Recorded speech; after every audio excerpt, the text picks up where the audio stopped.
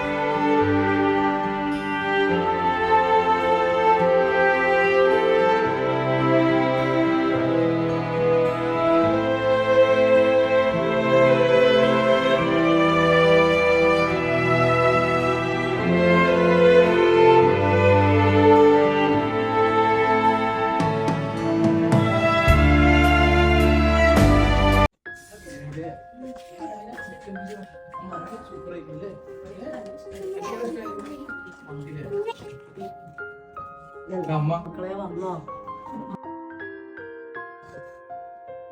ഭക്ഷണം കഴിച്ചില്ല? വയറിറച്ച് തിന്നിക്കണം. കല്യാണത്തിന് എന്തായിരുന്നു ഭക്ഷണം അവിടെ?